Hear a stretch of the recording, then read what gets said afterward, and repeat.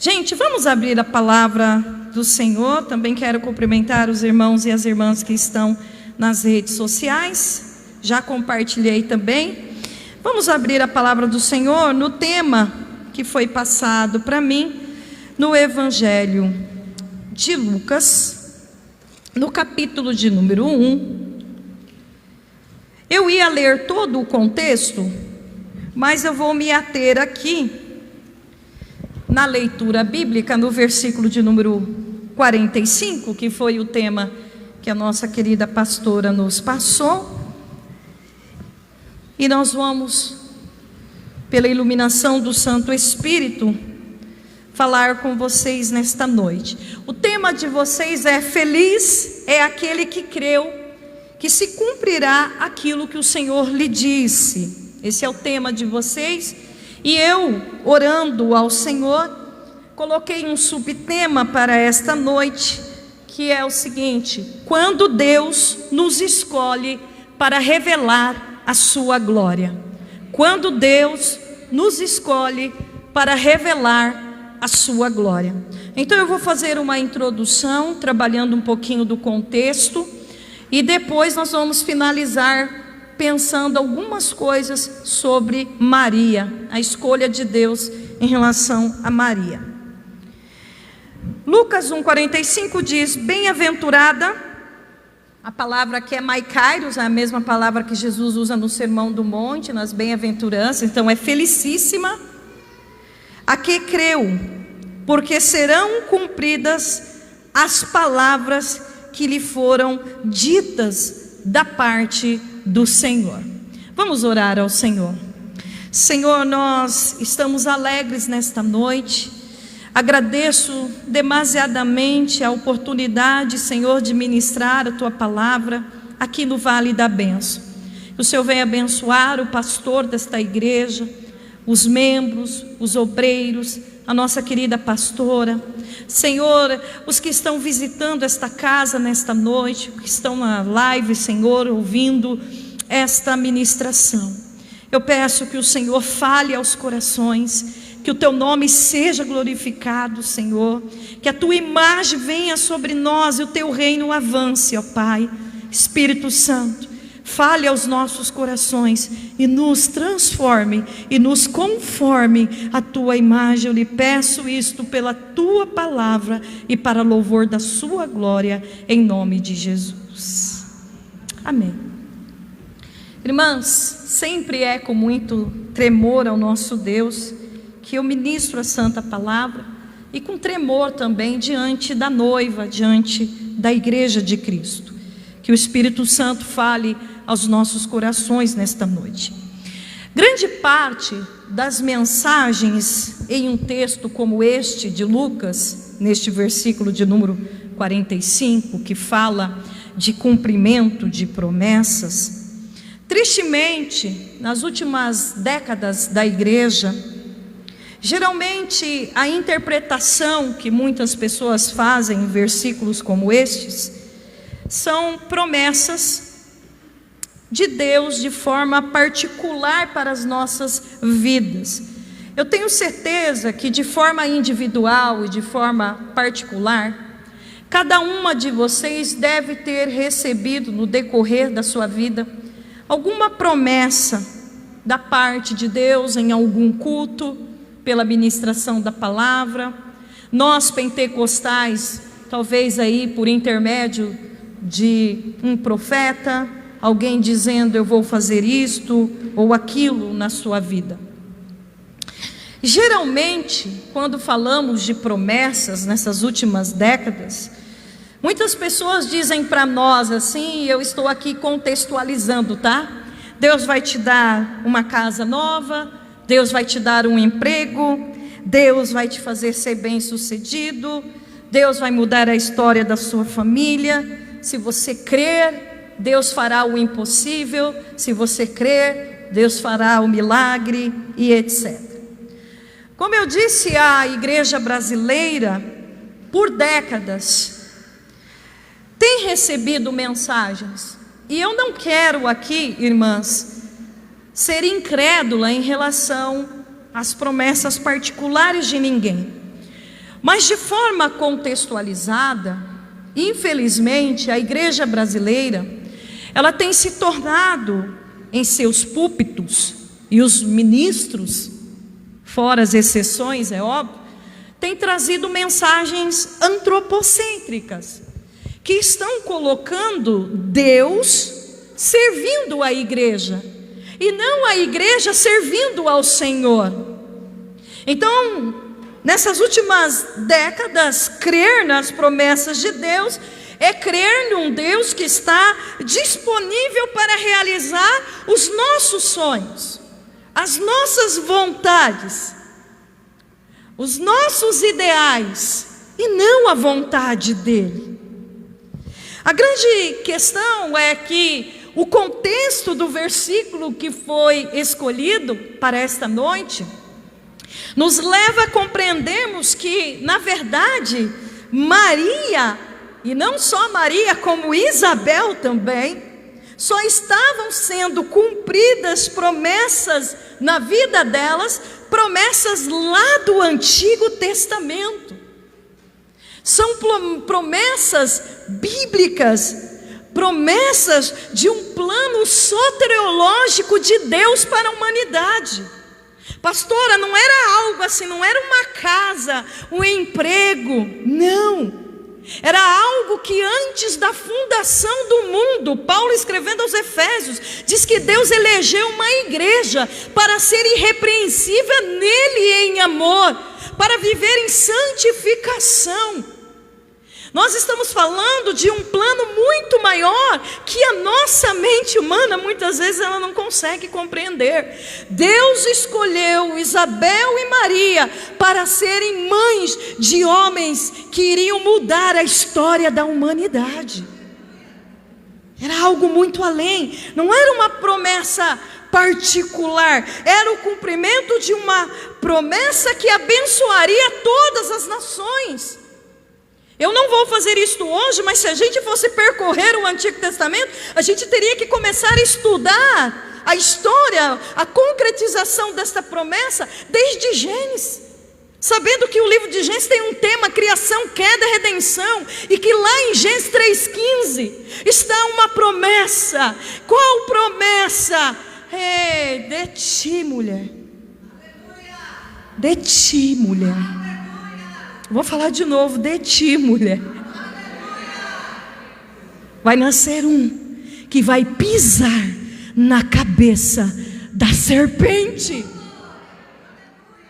Isso é algo extraordinário. Gênesis 12, do 1 ao 3. Abraão, da sua descendência, você vai gerar uma descendência, aonde eu, o Senhor, vou me aliançar com eles, farei um pacto com eles, farei deles meu povo, minha nação, meu sacerdócio real, os marcarei com a minha palavra, com a minha presença, e através dessa descendência, eu, o Senhor, vou abençoar todas as famílias da terra. Então o texto e o contexto não estão falando de crermos em promessas particulares no sentido material. Eu vou respeitar as promessas que você crê, mas nós precisamos entender o que a Escritura está falando conosco. Quando nós estudamos aqui, muito pelo contrário, como eu já disse, é uma promessa escatológica na época do Antigo Testamento, que era algo para o futuro, e que nós hoje, 21 séculos após o nascimento de Jesus, estamos lendo sobre a história de duas mulheres, como eu já disse, que geraram filhos que mudaram a história do mundo inteiro. Então, irmãs, o texto aqui está falando da soberania de Deus em escolher pessoas, servos e servas, nesta noite, como o público é feminino, servas dele, que vão realizar os seus santos propósitos, com todo carinho e respeito. É mais do que uma casa nova, é mais do que um emprego novo, é mais do que a pós-graduação, é mais do que algo terreno, é algo celestial, é algo que envolve o reino de Deus. Esse texto aqui e este contexto nos faz entender que Deus seleciona pessoas que vão cumprir na íntegra a sua santa vontade, pessoas que vão abrir mão dos seus próprios sonhos, que vão renunciar à sua vida, que irão à prisão, que sofrerão açoites, que sofrerão a morte por causa do Evangelho, pessoas que vão cumprir exclusivamente a vontade de Deus. E a minha pergunta para as irmãs nesta noite é: servir um Deus que vai realizar tudo o que queremos é fácil? Posso jogar que hoje no Brasil, mais de 80% das igrejas brasileiras estão dizendo: Deus vai fazer, Deus vai te dar, Deus vai realizar isso e aquilo. Mas a Escritura vai dizer para você de forma clara: renuncie você mesmo, negue-se a si mesmo, tome a sua cruz e siga o seu Senhor e cumpra as realizações dos santos propósitos de Deus. É diferente. São exatamente nessas pessoas que renunciam a vida, os sonhos, que Deus irá usar. Eu vou chegar em Maria, vocês vão entender, porque aquela menina de apenas entre 14 anos para cima, uma adolescente, ela conseguiu dizer: cumpre-se em mim, conforme a tua palavra. E a palavra de Deus e os propósitos de Deus dói, porque aquilo que o Senhor decreta, muitas vezes não é o que nós queremos, vai bater de frente. E como é que eu sei que eu sou verdadeiramente serva? Quando a vontade de Deus prevalece a minha vontade, quando os propósitos de Deus se realizam em mim, quando eu estou disposta e pronta para servi-lo. Vamos entender um pouco disso. É exatamente isso que o Espírito Santo colocou no meu coração. As profecias do Antigo Testamento, principalmente no livro do profeta Isaías, como eu disse, não dá tempo para poder entrar em todo o Antigo Testamento, mas nós vamos encontrar principalmente no livro do profeta Isaías as profecias acerca da vinda do Messias. E o Messias viria para restaurar o seu povo dos seus pecados. Não só Isaías profetizou isso, como os demais profetas. Nós vamos encontrar isso em Miqueias, nós vamos encontrar em Zacarias, no final de Malaquias. Nós vamos encontrar no capítulo 9 de Daniel, que os irmãos gostam das 70 semanas de Daniel.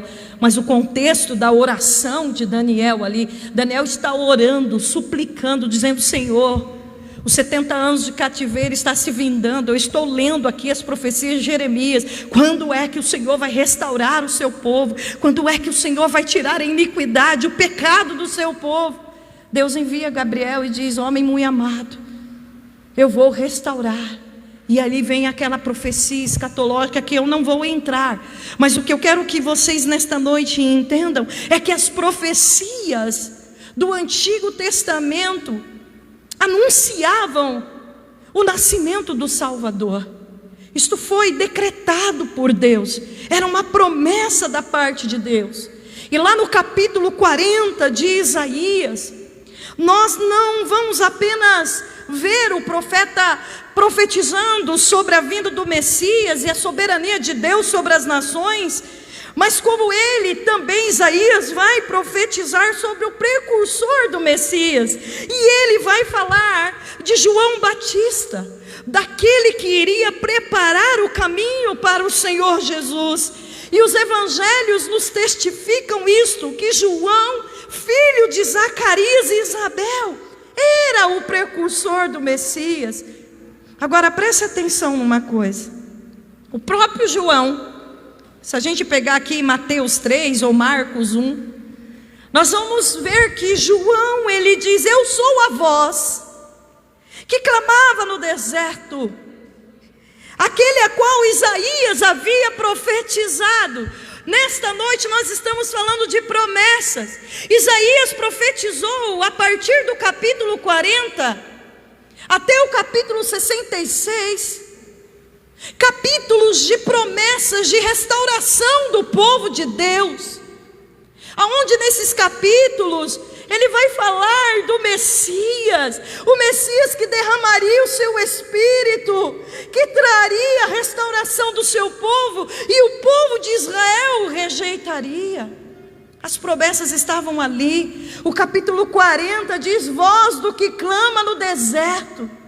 Passaram-se 700 anos após estas promessas.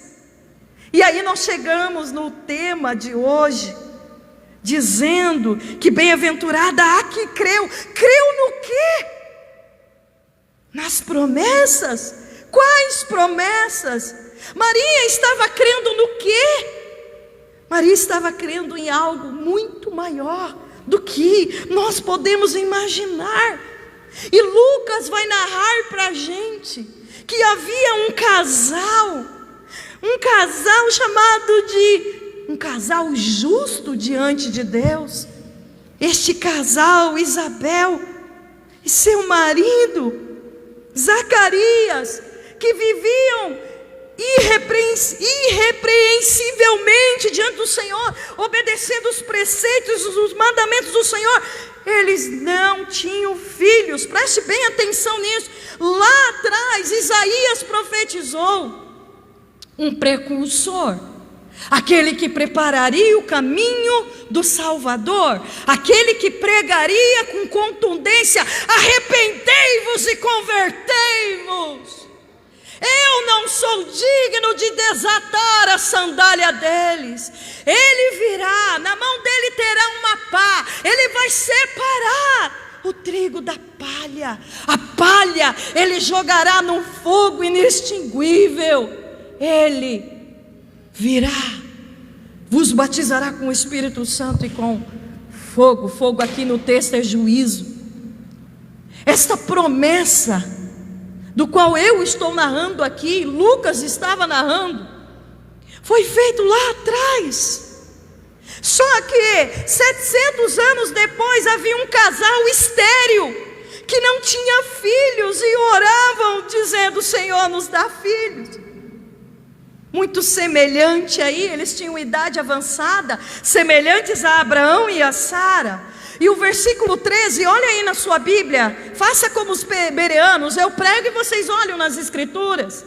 E o versículo 13 do capítulo 1 nos faz entender que eles estavam orando. Zacarias orava para sua mulher engravidar. E o texto vai dizer que Zacarias foi visitado por um anjo quando ele exercia sua função sacerdotal, e o anjo lhe disse: ô Zacarias, a sua oração foi ouvida, a sua mulher vai engravidar. Agora eu pergunto para vocês: a oração foi ouvida, mas era algo que Deus já havia decretado. Então por que Deus estava fazendo Zacarias e Isabel orar por uma coisa que Deus iria realizar? Por que Deus faz isso com a gente? Por que Deus coloca um espinho na nossa carne? Pense um pouquinho. O anjo disse para Zacarias: Zacarias, através do seu filho, muitos israelitas se converterão ao Senhor. Olha o que o anjo está dizendo para Zacarias. Qual seria a missão de João? João iria pregar o arrependimento. Mensagem dura, difícil, num contexto de hipocrisia religiosa. Os judeus não iriam aceitar isto, porque eles se achavam povo de Deus, eles se achavam íntegros, eles se achavam justos, e de repente nasce um menino que vai para o deserto, que come mel silvestre e gafanhotos, que usa roupa de pele, e começa a profetizar para a elite de Israel. Este menino diz para Herodes: Herodes, você está em prostituição. uma missão extremamente difícil. João iria mexer com o orgulho religioso. João iria conclamar o arrependimento, a mudança de caráter. Lucas narra isso no capítulo 3 com peculiaridade para a gente. Mas missionário, o que a senhora quer dizer com tudo isso? Preste atenção. O versículo 18 do capítulo 1 de Lucas nos diz que Zacarias duvidou desta promessa, duvidou que isto iria se realizar através dele e da sua esposa. Sara, lá no Antigo Testamento, quando o anjo disse que ela iria engravidar, ela riu também. Zacarias fez o mesmo que Sara, ele duvida. Então o anjo disse para ele: Zacarias, você vai ficar mudo até o cumprimento desta promessa, até o nascimento do seu filho. Quero parar um pouquinho para pensar algumas coisas. O que nós estamos vendo aqui? Primeiro, se Deus prometeu no Antigo Testamento e é decreto dele, por que esse casal está orando? Se é promessa. Primeiro, o casal não sabia. Estava profetizado, estava nas escrituras. Certamente Zacarias era sacerdote, ele era ministro, ele tinha conhecimento teológico e bíblico. Seria impossível ele nunca ter lido as profecias de Isaías. Seria impossível ele nunca ter lido o capítulo 40. Certamente ele sabia, certamente, quem sabe, aqui eu estou conjecturando, não está escrito, um dia ele pôde ter conversado com alguém: olha, eu li o capítulo 40, e o capítulo 40 de Isaías diz que alguém vai nascer e vai preparar o caminho do Salvador. Mal sabia ele, que ele seria o instrumento de Deus para o cumprimento desta promessa. Qual foi o problema de Zacarias? Zacarias não duvidava da Bíblia, Zacarias não duvidava das escrituras, mas ele duvidava que a escritura poderia ter um cumprimento na vida dele. Ele não sabia que aquela esterilidade da sua esposa estava dentro dos propósitos de Deus, e que Deus o havia colocado para orar de dia e de noite, colocando esta luta, colocando esta prova, colocando esta tribulação. A esterilidade é ruim, todo casal quer ter filhos, mas foi Deus, era Deus que estava no controle, assim como Ele está no controle da sua vida. Não atribua tudo ao diabo, não atribua tudo ao inimigo, não. Entenda que sobre a vida da igreja existem propósitos de Deus, da qual muitas vezes nós não entendemos. Não entendemos a esterilidade, não entendemos a luta econômica, não entendemos a perseguição ministerial, não entendemos muitas coisas, e Deus, Ele faz exatamente assim, para nos colocar de joelhos, para nos colocar em oração. Ele faz isso. E aquele casal orava, mal sabia que eles estavam orando para um cumprimento de uma promessa de 700 anos atrás. Eles estavam orando. E eu quero dizer para vocês, irmãs, não para de orar. Não para de orar. Porque você pode estar orando por um propósito muito maior daquilo que você está pedindo ou pensando. A soberania de Deus. Eu quero abrir parênteses para dizer algumas coisas. Primeiro, o nosso problema é que nós não estamos entendendo que muitas vezes Deus pode nos colocar em oração por algo que Ele planejou e não que nós planejamos. Eu vou repetir isso. Deus pode nos colocar em provações em dificuldades, em diversas situações, e isto nos levar a dias de campanhas, a dias de orações, para que o propósito dele se cumpra em nós. Segundo lugar, Deus é soberano, irmãs. Ele tem promessas bíblicas a cumprir sobre a igreja.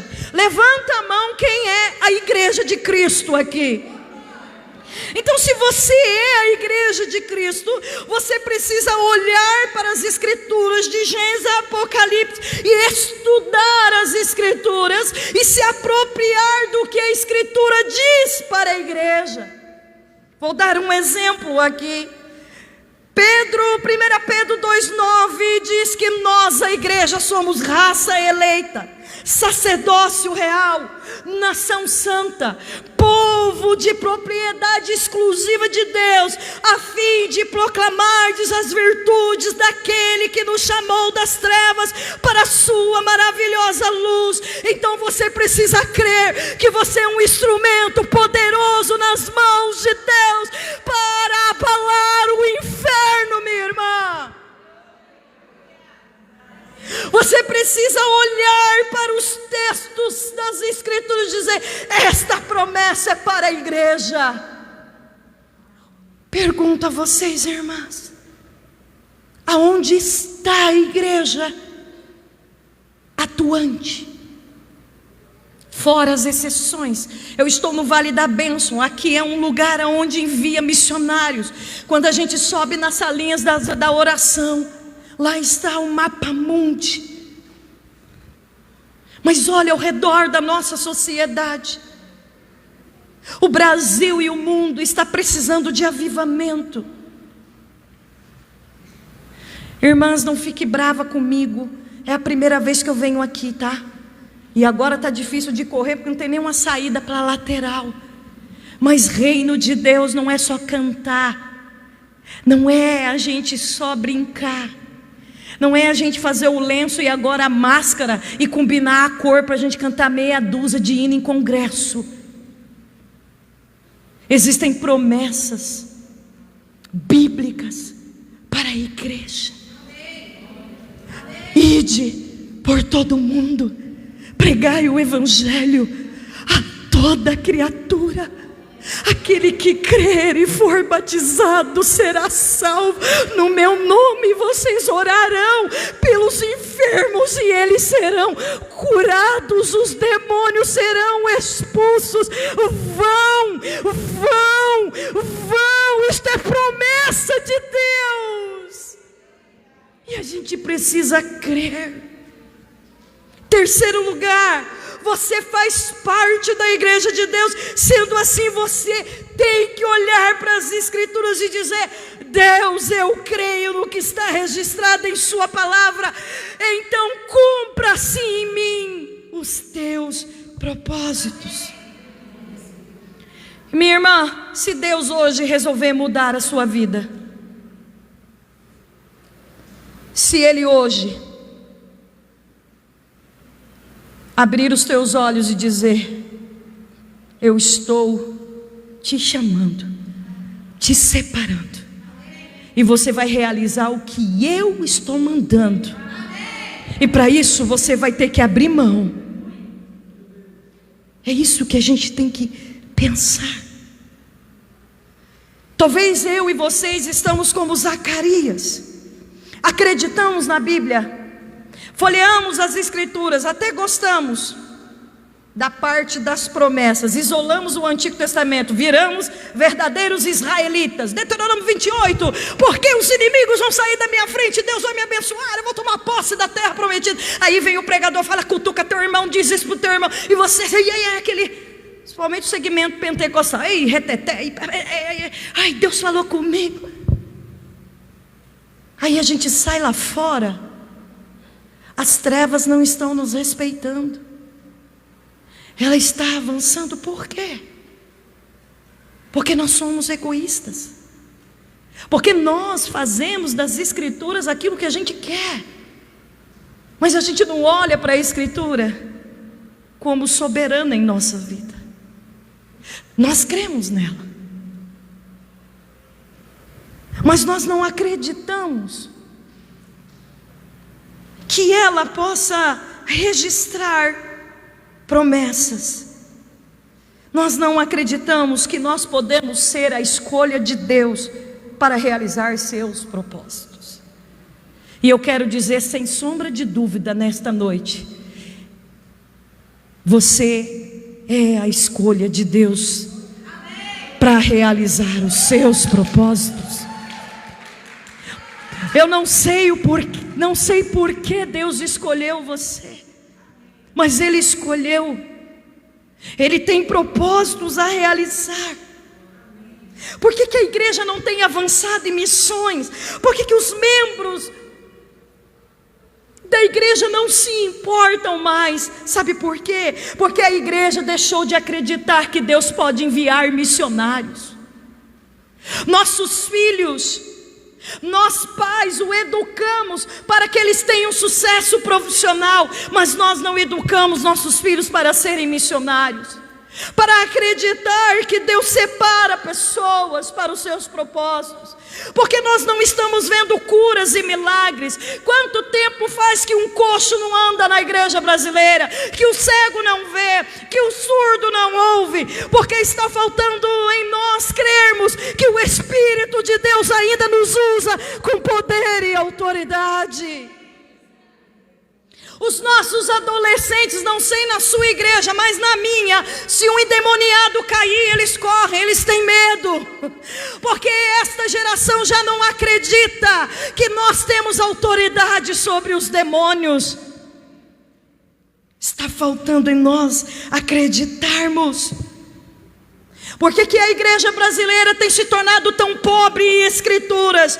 Porque nós não acreditamos que Deus pode nos levantar como pregadores, como escritores. Pergunto a você, irmãs: por que casamentos estão sendo destruídos? Famílias estão sendo destruídas? Porque nós deixamos de viver o que está registrado nas promessas para a família. É isso que está acontecendo. Tiago diz para não sermos apenas ouvintes das escrituras, mas praticantes, e que nós temos que deixar a impureza e o acúmulo da maldade, e devemos acolher com mansidão. Mansidão ali é fruto, a palavra que está em nós implantada, que é poderosa para salvar a nossa alma. Agora preste atenção, irmãs. Isabel e Zacarias. E vou falar de Zacarias. Ele creu ou ele não creu? Me respondam. Ele não? Quando o anjo falou, ele não creu que aquela promessa poderia acontecer na família dele. Ele não creu que aquela promessa poderia acontecer através dele e de Maria. Agora deixa eu falar uma coisa. João nasceu, sim ou não? Por quê? Porque Deus é soberano. Você querendo ou não, fugindo, você pode ir, como Davi disse em Salmo 139, fazer uma cama no abismo, Deus vai te tirar de lá, porque tudo quanto Ele decretou para a sua vida, Ele vai realizar, você querendo ou não. A promessa não depende de você. A promessa não depende nem da tua fé. Eu estou falando dessas promessas bíblicas. Quando Deus decreta, está decretado e pronto, acabou. Deus vai fazer, Deus vai cumprir. João Batista nasceu, isto não dependia da crença de Zacarias, porque isto era a vontade de Deus. Já vou te avisar, para de brigar com Deus. Você já perdeu.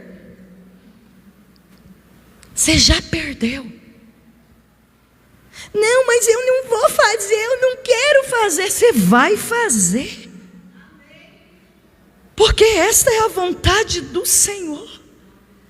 Lá no Antigo Testamento, Deus disse que iria restaurar a nação israelita e usou Ezequiel no capítulo 36 para dizer: eu vou restaurar o meu povo, e não é por causa deles, é por causa do meu santo nome e para a glória do meu nome. Eu vou arrancar estes corações de pedras e vou colocar um coração de carne, e ali eu colocarei o meu espírito. Era promessa, Deus iria fazer. João nasceu porque era a palavra de Deus, e Deus havia escolhido Zacarias e Isabel para serem os pais de João o Batista. Nesta noite Deus está falando de promessa. Eu não sei de que forma, mas entenda esta linguagem figurada. Você está grávida de Deus, e Deus irá cumprir a sua palavra.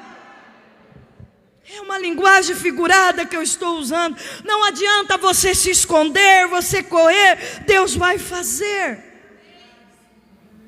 Só que tem uma coisa: Ele vai fazer do jeito dele. E se Ele tiver que te deixar muda, e você que me assiste pela live, os homens, mudo, se você tiver que passar por um processo, você vai passar, até que você veja a promessa sendo cumprida.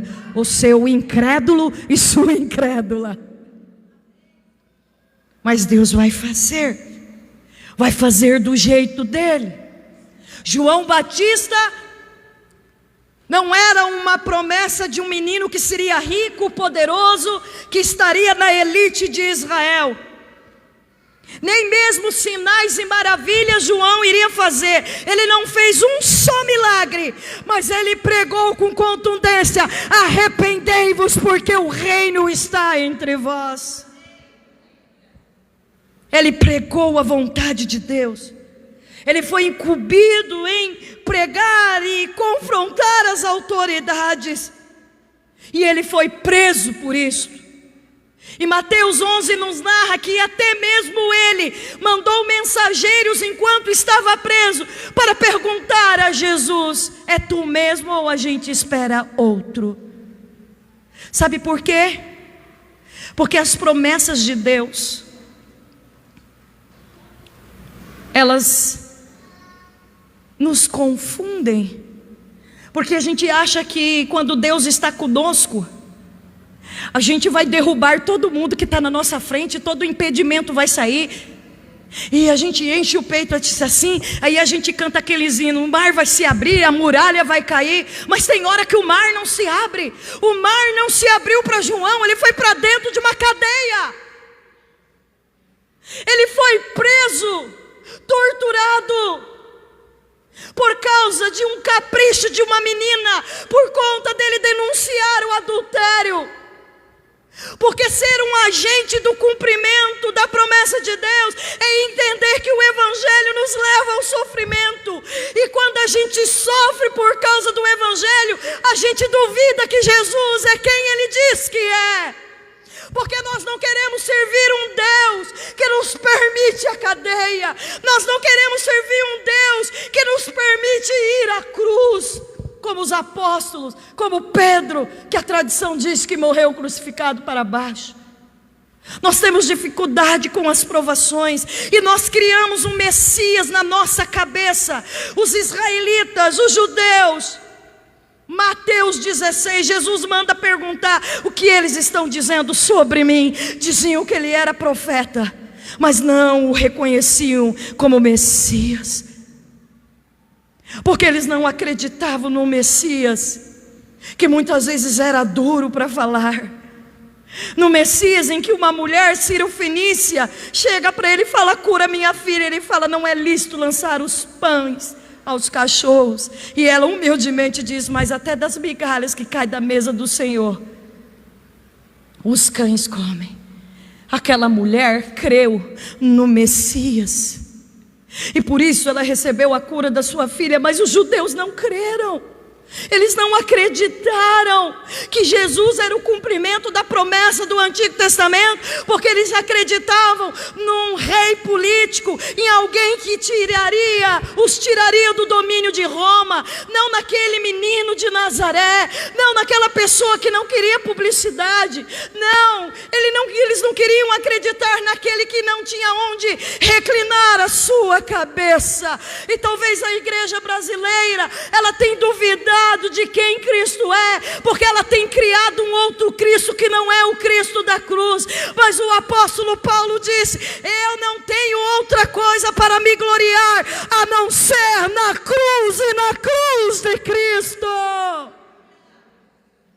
Missionária, por que você está falando tudo isso?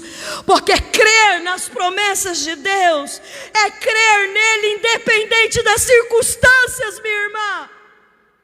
Ser um instrumento nas mãos de Deus é você estar amargurado, é você estar com depressão como Elias, é você estar sendo ameaçado como os profetas foram, é ir às cadeias, às prisões, é a família nos rejeitando e a gente dizendo: eu creio, Ele é o Messias, Ele é meu Senhor, Ele é meu Redentor, Ele é o Rei dos Reis, Ele é o Senhor dos Senhores. Não importa na abundância ou na escassez, eu posso todas as coisas, porque Ele me fortalece.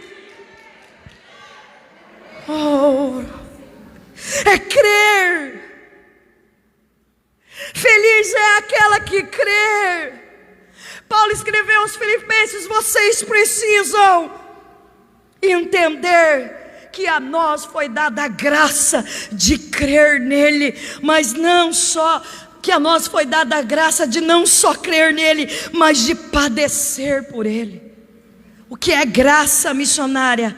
Graça não é só favor imerecido, irmãs. Graça é o canal que Deus escolhe também para revelar a sua glória. Quando Maria, o anjo disse: favorecida, agraciada, o anjo estava dizendo: Maria, você é a escolha de Deus para Ele revelar a sua glória.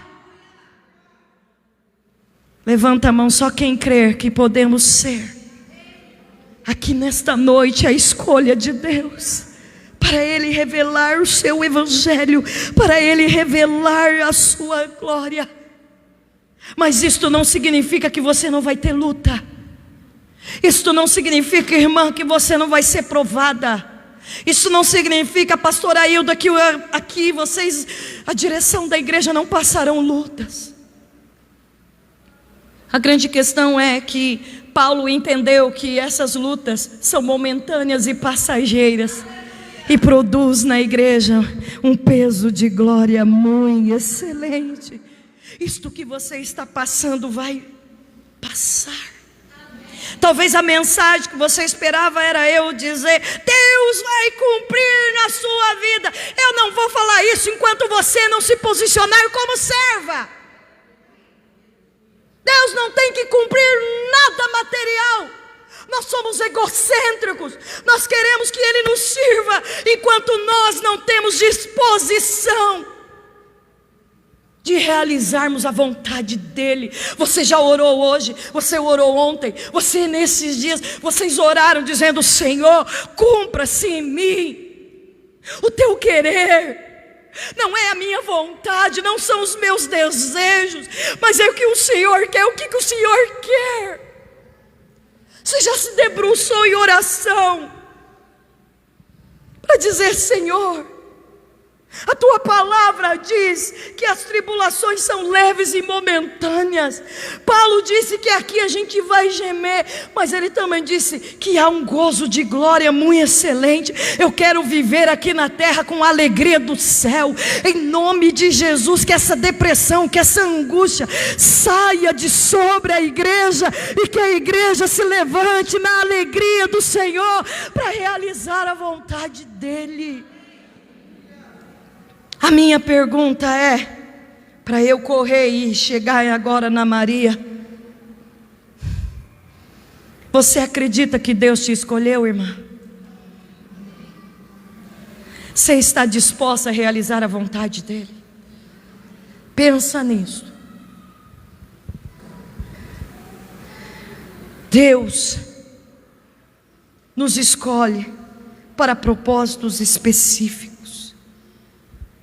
Ele disciplinou Zacarias, falou: você vai ficar mudo. Talvez Deus tenha que nos disciplinar para que possamos entender que a vontade dEle é melhor do que a nossa. A minha outra pergunta é: mulheres que aqui estão, qual é o propósito de Deus para nós no seu reino? Por favor, eu não estou dizendo que não é digno, mas será que Deus só nos escolheu na igreja para ficar na cantina, para cuidar das crianças? E as mulheres solteiras, viúvas e divorciadas não tem vez, né? É só trabalho para casal, estudo para casal. E aquela mulher viúva, aquela mulher solteira, aquela mulher divorciada, não tem assunto para ela, ela não faz parte do reino. Será que Deus só nos chamou? Eu não estou dizendo que é indigno, mas será que Deus só nos chamou para isto? Será, irmãs?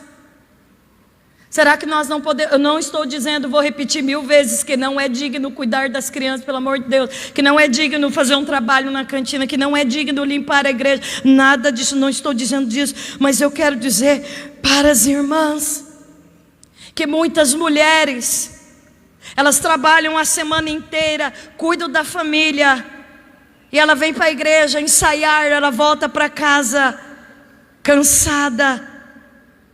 Mas será que é só isso que Deus tem para nós? Quando fala de promessas de Deus, olha o que Deus cumpriu na vida de Maria. Será que Deus não pode nos chamar para algo grandioso no seu reino? Pode, irmãs.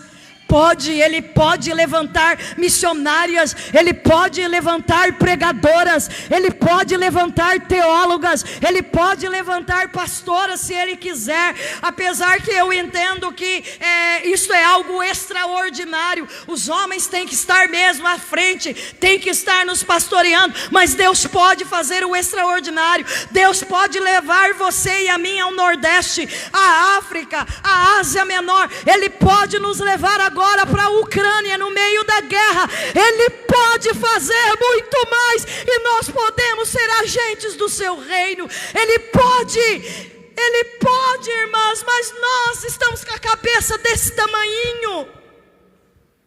Ele pode. Ele já derramou o seu poder. O Espírito de Deus já veio sobre a igreja. Você pode e você deve ter autoridade. E por que nós não fazemos? Olha só, irmãs, antes de eu entrar em Maria, mas rapidinho aqui, Ana, Lucas também narra para a gente, Simeão, que aguardava o Salvador, disse: agora eu posso morrer porque Ele está no meu braço. E Ana, uma viúva de 84 anos, ficou casada 7 anos, de dia e de noite não saiu do templo, orando, dizendo: eu vou ver o Redentor, eu vou ver o Salvador. E de repente entra o Salvador. Maria e José levam Jesus, e ela pode contemplar a redenção. E o texto diz que ela anunciava sobre o menino, dizendo: ele é o Redentor de Israel, com 84 anos de idade. Nós podemos, nós devemos crer. Por que você está falando isso, missionária? Porque eu entro agora aqui em Maria. Talvez os pais de Maria, a própria Maria deve ter lido Isaías 7,14, que o Messias nasceria e que ele seria chamado de Emanuel. Com certeza ela deve ter lido Isaías 9, Messias vai nascer, pastora, de uma virgem. 700 anos depois, adivinha quem é a virgem? Ela. Minha irmã, você consegue entender, você lendo uma promessa, E é você o cumprimento da promessa. Só a pastora está entendendo. A Bíblia diz que a igreja iria pregar para as nações. A minha pergunta é aquela pergunta que Deus disse para Isaías: quem eu vou enviar? Quem eu vou enviar? Quem eu vou enviar? Quem eu vou enviar? Quem eu vou enviar? Alguém tem que dizer: eis-me aqui, Senhor, eu creio na tua palavra. Aleluia. O texto do Antigo Testamento disse uma virgem. Eu pergunto a vocês, irmãs, você pode se colocar no lugar de Maria? Talvez muitas irmãs vão dizer: não, missionária Elisete, eu não sou Maria. Deus escolheu Maria, não escolheu a mim. Eu vou dizer: boa resposta, você está correta. Não seria nem eu e nem vocês a mãe do Salvador, está certinho. Mas para um pouquinho para pensar. Se você fosse Maria, você creria como ela creu? Eu vou falar um pouco aqui de Maria. Em primeiro lugar, Maria foi criada num lar piedoso, irmãs. Porque quando a gente lê, e eu não vou ler aqui, você leia na sua casa, o Cântico de Maria, ela sabia que Jesus era o seu Salvador pessoal. Ela sabia que Jesus iria derrubar os poderosos e que o nascimento de Jesus era o cumprimento de Deus, a aliança que Deus havia feito a Abraão. Maria conhecia as Escrituras. Maria sabia com convicção que ela estaria gerando nela a promessa lá do Antigo Testamento. Ela creu. Antes dos apóstolos, ela creu. Os apóstolos, desculpe aqui os homens, ficaram 3 anos com Jesus e não compreenderam. Quando Jesus ressuscitou, antes de ascender os céus, ficou 40 dias explicando as Escrituras do Antigo Testamento para os apóstolos. E Lucas 24 diz: finalmente lhes abriram o entendimento para as Escrituras. Maria não precisou de 40 dias. Maria só precisou de um anjo dizendo: ah, salva-te, favorecida, a graça de Deus te alcançou, Deus te escolheu. E ela creu. Ela creu. E ela creu que Jesus era o seu Salvador pessoal. Irmãs, para que você seja um instrumento na mão de Deus, você tem que ter convicção de quem é Jesus para você. Ele não é só o Jesus curandeiro, milagreiro. Não, Ele é o teu Salvador pessoal. E quando você entende isso, você vai dizer como Maria: a minha alma engrandece ao Senhor. E você vai sair a pregar, a servi-lo. Nós não temos muito tempo aqui, mas deixa eu falar uma coisa, porque eu sei que vocês têm outras atividades. O John Wesley, ele não tinha convicção que Cristo era o seu Salvador, já sendo pastor anglicano, filho de pastor, estudando em Oxford, falando grego. Mas ele vai para uma viagem com os morávios, e este navio aonde eles vão viajar para fazer missões, pregar os índios dos Estados Unidos, começa a ter uma tempestade. Os morávios louvavam ao Senhor e John Wesley estava com medo, morrendo de medo. E quando ele percebeu que ele estava com medo, ele disse: eu estou indo evangelizar os índios, mas quem me converterá? Quando ele desce do navio, ele confessa: eu não tenho essa experiência. Eu não ainda tive essa certeza que Jesus é meu Salvador pessoal. Então ele encontra um pastor morável que pergunta para ele: John Wesley, você conhece Jesus? Ele diz: sim, ele é o Salvador do mundo. E o morável diz para ele: mas você tem certeza que ele salvou você? John Wesley fica com esta dúvida, e aí ele volta para a Inglaterra, e ele chama o seu irmão, mais amigos dele, mais ou menos, deu uma totalizando ali 7 jovens. Ele começa a estudar as escrituras, e ele começa a orar, e ele fala: Espírito Santo, vem sobre mim, porque eu quero ter convicção que Cristo é o meu Salvador. No dia 24 de maio de 1738, às 3 da manhã, o Espírito de Deus foi derramado naquele lugar de oração, e John Wesley chorou, caiu no chão de poder de Deus, mas ele passou a levantar-se todos os dias com George Whitefield, que era um calvinista nato, e ele um arminiano nato, mas eles saíram a pregar o evangelho e a proclamar a todo mundo que Jesus Cristo era o Salvador. 20, 30, 40 mil pessoas paravam para ouvir os sermões desses jovens.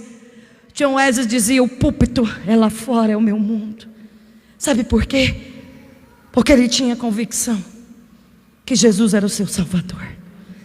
Irmãs, quem é Jesus para vocês? Se Jesus é o teu Salvador, Ele pode te usar. Se Jesus é o teu Salvador, Ele pode fazer o que Ele quer da minha vida.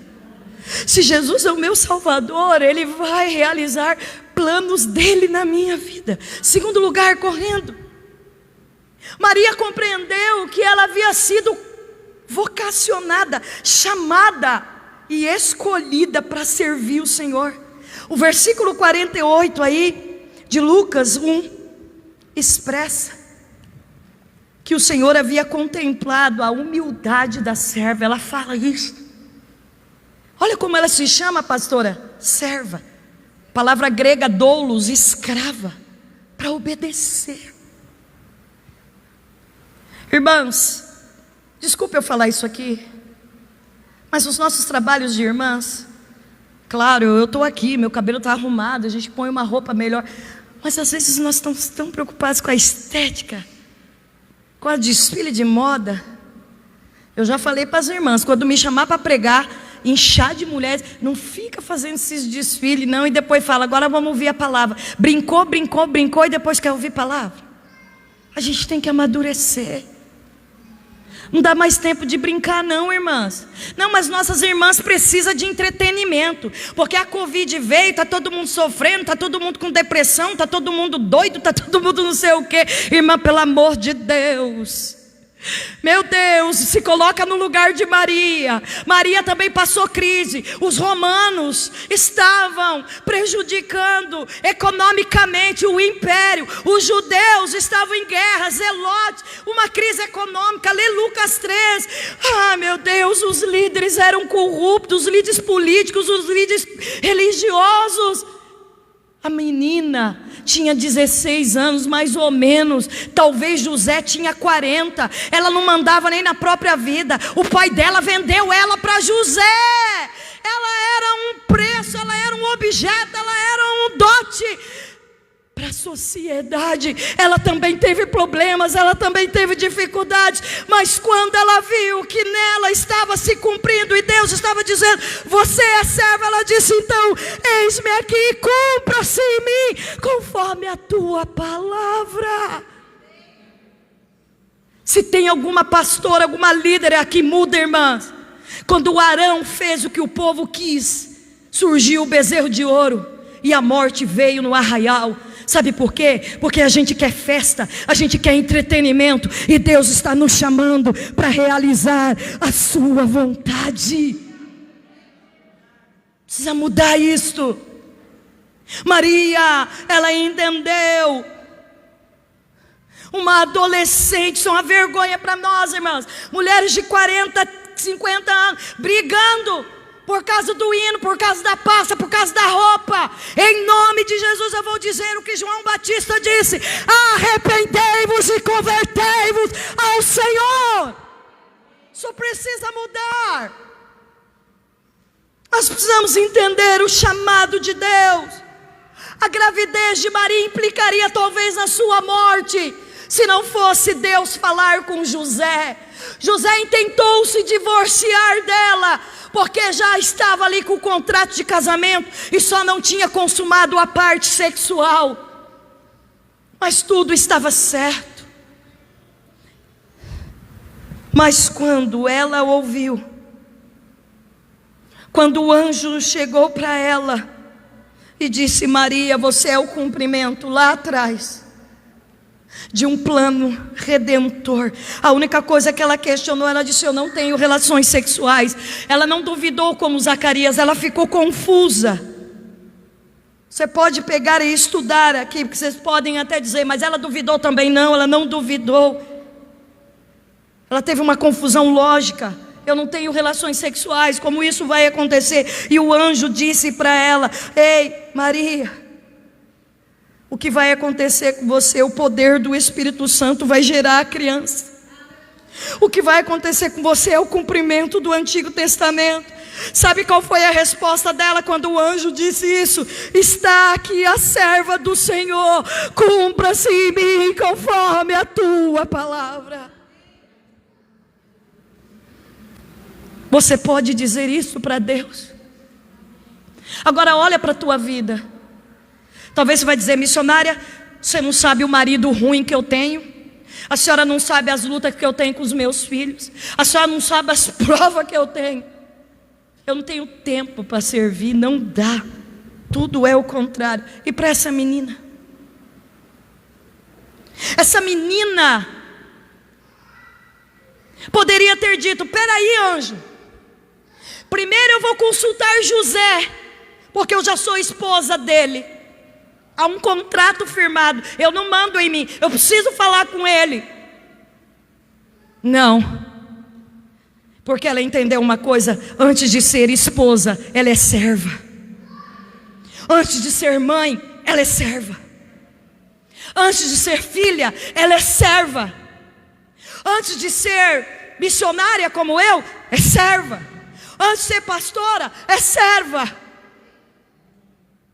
Maria compreendeu que ela era serva. Serva obedece ordem. Segundo, ela entendeu: a Escritura está se cumprindo na minha vida. Maria amava a Deus com a intensidade do seu ser. Às vezes, pastor, a gente bate no peito e fala: eu amo a Deus. Amamos? Quando Deus exige de nós assim, ó. Quantas igrejas tem no Brasil? Abre no Brasil 14 mil igrejas por ano. Porque quando as pessoas não se satisfazem, elas vão abrir, fora exceções, ministérios para satisfazer suas vontades. Quando Deus exige um pouquinho de nós, esse Deus nós não queremos. Nós não queremos o Jesus de Mateus 10, que diz: eu vim trazer guerra e não paz, e os seus inimigos serão da sua casa. Não temam os homens. Eles não podem lançar vocês no inferno, mas eu posso. Esse Jesus as pessoas não querem. O Jesus diz: pensa bem, narrado por Lucas, capítulo 14, começando lá com a grande ceia e indo então para a parte da renúncia. Jesus diz assim: quem é o homem que sai para a guerra e não analisa se tem soldado para vencer? O que? Quem é a pessoa que vai construir um edifício e não vê se tem condições financeiras? Então analise, porque para me servir, vocês precisam renunciar. Este Jesus que eu estou pregando é o Jesus do amor. Este Jesus que eu estou pregando é o Deus que nos amou, que nos justificou na cruz, que nos isentou de toda culpabilidade. Pela graça dele nós somos salvos. Mas é o mesmo Deus que vocaciona a sua igreja para o serviço. Deus está vocacionando-nos nesta noite para servi-lo, irmãs. Sabe para que Maria nasceu? Por que ela nasceu? Para ser a mãe do Salvador. Parece meio filosófico o que eu vou falar, mas não é Descartes não, que era um incrédulo, sou eu, tá? Por que você nasceu?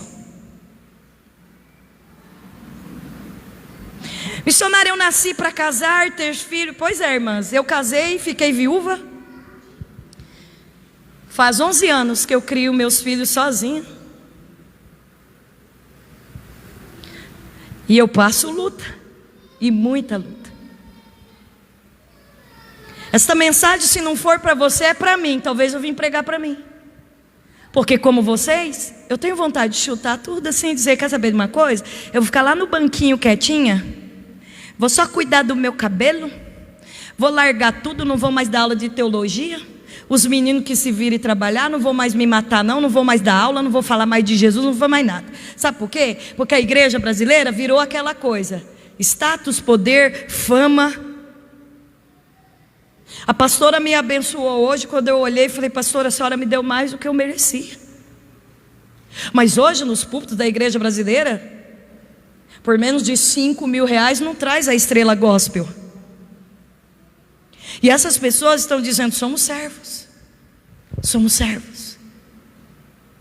Somos servos. O servo renuncia. O servo, como Maria, poderia ter ido, José, pelo amor de Deus, o anjo me apareceu, disse que eu vou engravidar, ora aí, fala com ele. Imagine Maria conversando com José, dizendo, eu já estou grávida, porque já veio sobre mim o poder do Espírito Santo, e eu já estou obedecendo a promessa de Deus, filho. É diferente.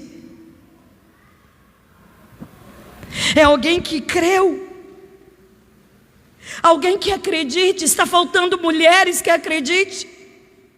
Está faltando homens que acreditem. O Espírito Santo desceu em Atos e nos capacitou. Então eu vou ser testemunha. Eu vou renunciar. Eu vou pregar o Evangelho com todo o meu ser, porque eu creio no Deus que me chamou. Para eu ir finalizando. Terceiro lugar, Maria parecia ser uma menina ingênua, inexperiente. Uma jovem que ninguém dava valor. Nazaré, que cidade é essa? Disse Natanael. Pode vir alguma coisa boa de Nazaré? Família pobre, sem influência, mas era esta menina ingênua, sem experiência, sem poder, sem riqueza, que ninguém escolheria ela para ser mãe do Salvador, mas ela era a escolha do céu, ela era a escolha da Trindade. Assim como você, acredite, Deus faz grandes coisas. Se eu contar aqui meu testemunho, vocês não vão acreditar. Meus pais não eram crentes, uma vida muito difícil. Meus pais eram possessos, frequentaram o candomblé. Minha mãe, o demônio pegava nela e dizia, você vai ser uma prostituta. Oh, irmãos, eu estou aqui neste púlpito dizendo, Jesus Cristo é o meu Salvador. Porque quando Deus escolhe, Ele cumpre e vela pela sua palavra. Não importa quem é você, não importa de onde você veio, se você é a escolha de Deus, entenda, o Senhor está te capacitando aqui nesta noite. Deus disse, salve a agraciada. O favor de Deus chegou. Não era mérito de Maria. Quarto lugar, a escolha de Deus não é mérito nosso. Não é porque nós somos boas, irmãs. Não é porque nós temos qualidades, não. É porque a graça de Deus nos alcançou. E eu queria que você sentisse a graça e a misericórdia de Deus, dizendo, a minha graça, a minha graça, a minha graça. Como Paulo ouviu o Senhor dizendo, a minha graça te é suficiente, o meu favor te alcançou. Então isso é honra, isso é privilégio. Quinto lugar, a vida de Maria mudou de uma hora para outra. Gente do céu, ela estava para casar, concluir o casamento. E de repente, Deus muda tudo. Eles têm que fugir. Ela vai engravidar. Deus mudou, virou a vida de José de cabeça para baixo, porque ele era a escolha de Deus para salvar a família dele. Foi invejado, caiu na cova, foi para o Egito, foi caluniado, foi preso. acusado inocentemente.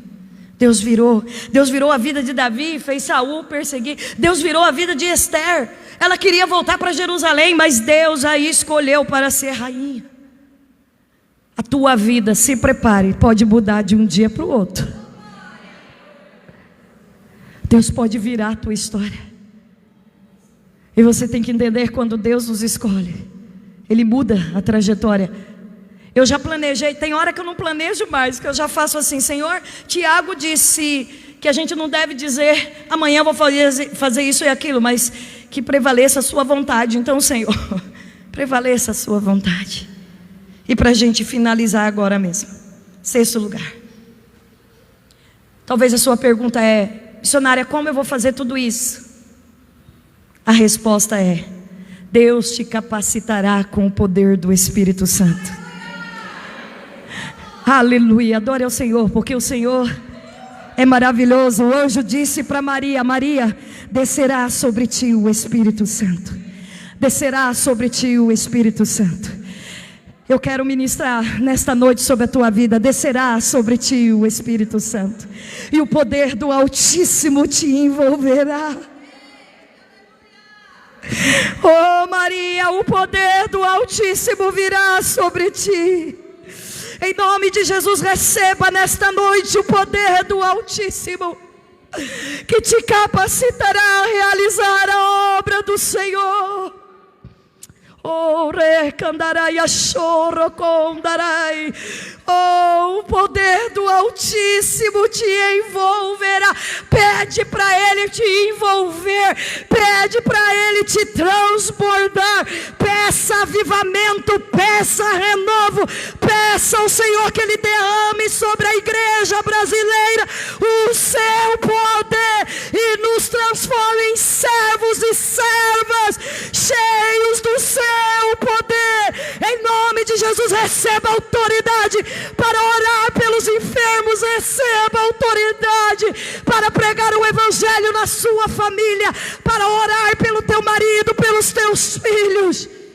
Receba autoridade para expulsar os demônios, que os demônios que estão aí atuando nas regiões celestiais, saiba que nós estamos aqui revestidos do poder de Deus e da armadura de Deus, e que nós vamos resistir os seus dardos inflamados, porque nós temos a pregação do Evangelho. Nós temos o escudo da fé, capacete da salvação, nós temos a espada do Espírito, nós oramos, nós somos o povo de Deus e nós nos apropriamos disto. Shekandaraia chorocomba, Shekandaraia chorocombaraia. Tem Maria aqui nesta noite. As Marias e Isabéis, se coloquem de pé. Aleluia.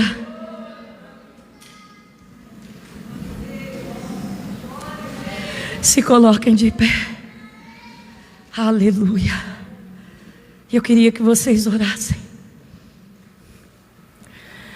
Eu queria que vocês clamassem ao Senhor comigo nesta noite e dissessem para o Senhor: se você entendeu a mensagem, Senhor, cumpre-se em mim.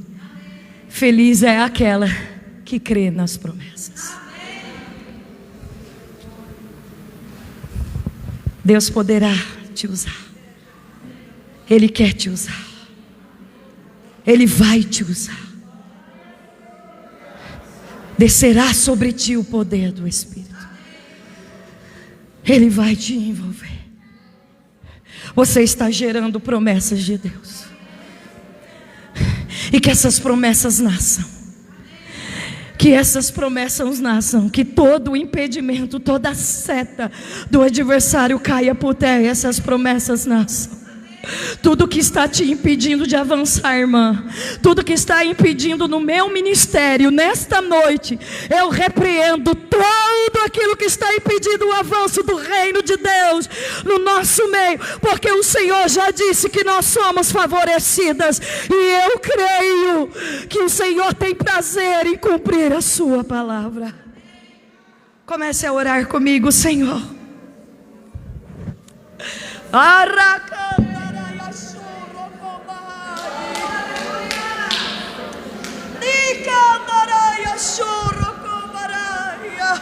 Senhor, nesta noite, a tua palavra foi ministrada, Deus, e eu não posso fazer um efeito nos corações, mas o Senhor pode. Senhor, pelo poder do teu Espírito, trata agora. Levanta mulheres, Senhor. Levanta, Senhor, no nome de Jesus. Senhor, existem mulheres passando por violência psicológica, física, Senhor, que estão presas, escravizadas, ó Deus, e não estão conseguindo servir ao teu reino. Mas nesta noite eu quero repreender toda ingerência das trevas. Liberta elas, ó Pai. Visita agora, e eu falo numa figura de linguagem, visita o interior delas, e que elas possam, Senhor, fazer nascer as promessas que estão lá dentro delas, promessas que estão no teu reino, promessas que estão na sua eternidade. Vai capacitando cada uma aqui nesta noite, ó Pai. Enche com teu Espírito, enche como o Senhor encheu Maria. Enche, ó Senhor, e nos capacita a vivermos, ó Pai. Senhor, de acordo com a tua vontade, eu oro no nome de Jesus.